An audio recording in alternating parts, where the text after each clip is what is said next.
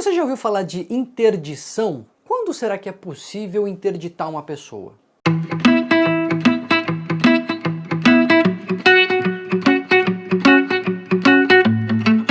Eu vou juntar nesse vídeo alguns temas que foram sugeridos separadamente, mas que dá para tratar numa conversa só.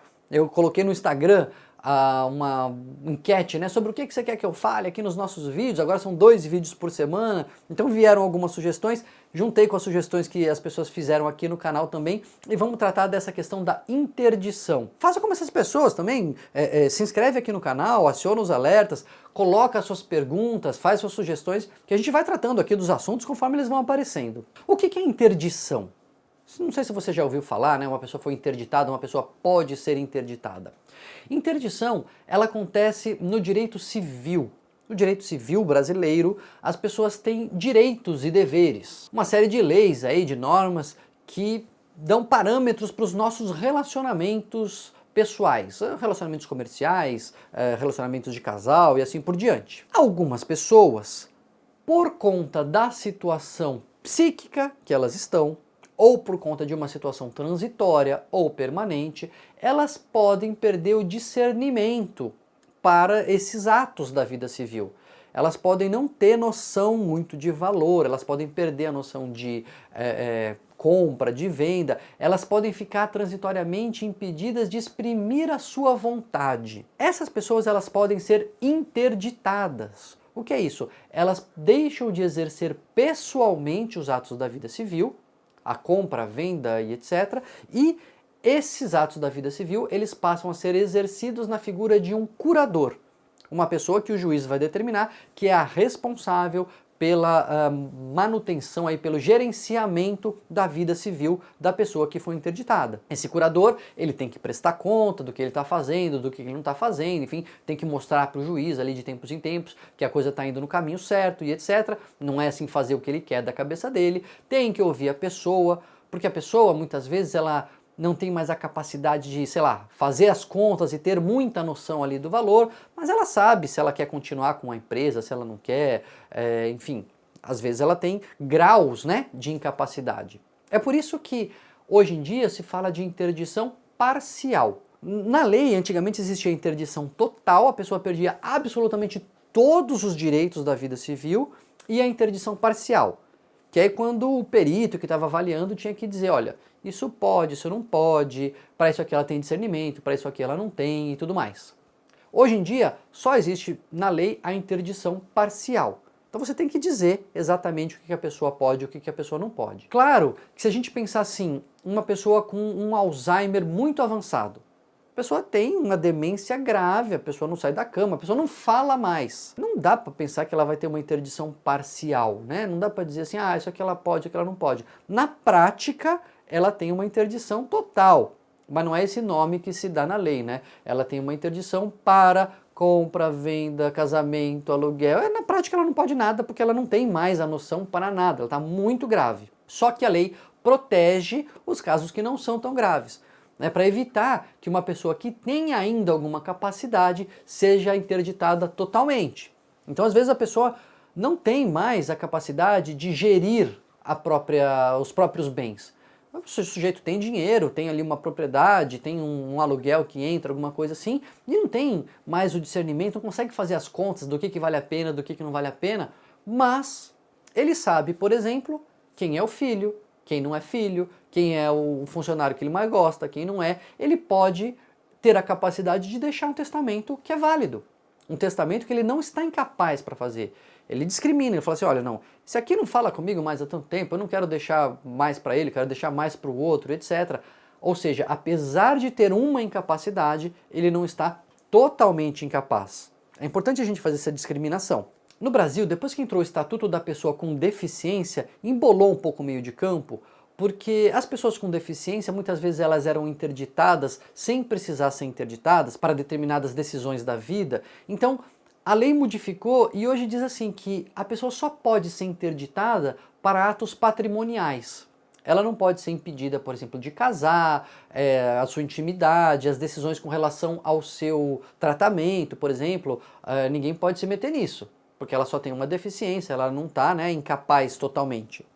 Isso funciona para deficiências em geral, mas fica bem complicado quando a gente fala de deficiência mental. Vamos combinar que uma pessoa que está psicótica, fora de si, ela acha que está todo mundo querendo matá-la, ela precisa tomar remédio para sair desse surto, mas ela acha que o remédio é veneno, que o remédio é só mais uma tentativa de matá-la. A gente vai poder dizer que ela tem o pleno direito de decidir sobre o seu tratamento? Fica complicado, né?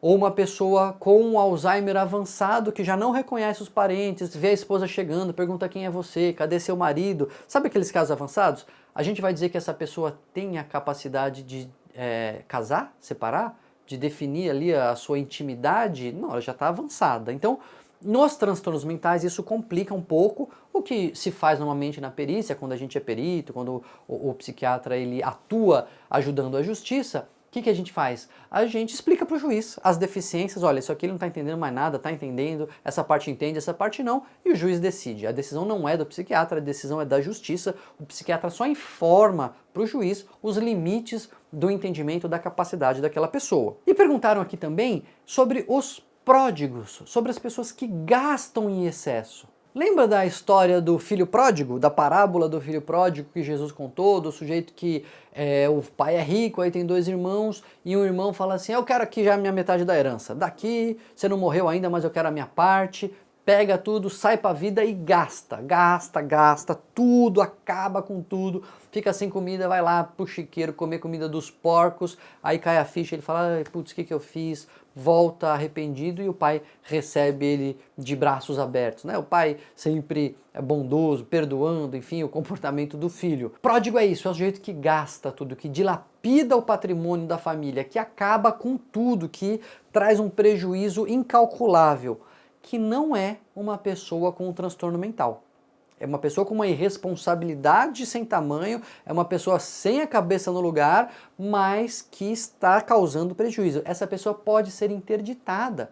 Essa pessoa pode ter restrição à sua capacidade de gestão de recursos financeiros. A pessoa pode perder o direito de vender, de comprar coisas em grandes volumes para proteger o patrimônio da família. Não é uma pessoa com transtorno mental, porque se é uma pessoa com transtorno mental, ela vai ser interditada ou não pelos sintomas da doença mental, não pela prodigalidade. Tem um artigo ali, tem um inciso na lei que diz pródigos. Os pródigos podem ser interditados.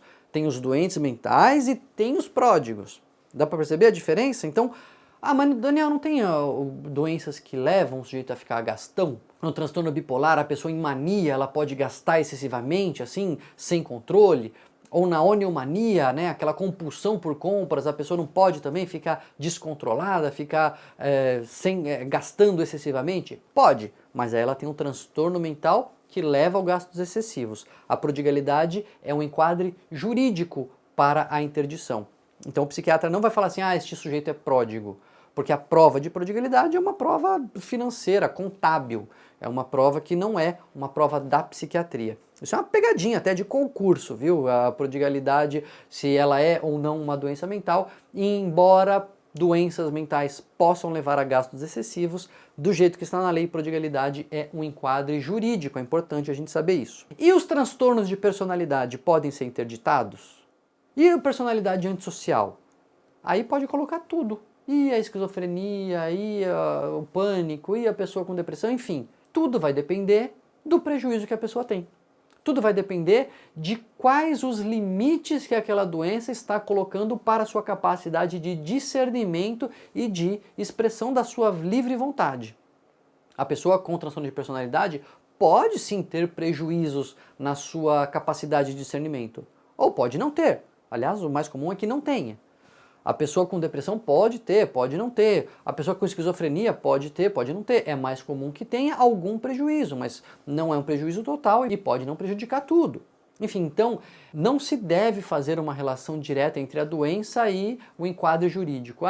Tem essa doença, tem que ser interditado ou não tem que ser interditado. Vai depender do grau da doença, da gravidade, do ato em questão que está sendo questionado e de vários outros parâmetros que vão ser analisados caso a caso, né? Não tem uma fórmula assim, tal doença interdição, tal doença não interdição. Ficou claro, gente? Eu queria juntar um pouco essas questões de limites da nossa capacidade de discernimento impostos pelas doenças mentais que podem levar à interdição parcial, na prática muitas vezes total, mas que é importante a gente diferenciar uma da outra para a gente também não sair falando bobagem, não sair falando, fulano tinha que ser interditado ou fulano não devia ter sido interditado. É importante a gente conhecer cada caso particularmente.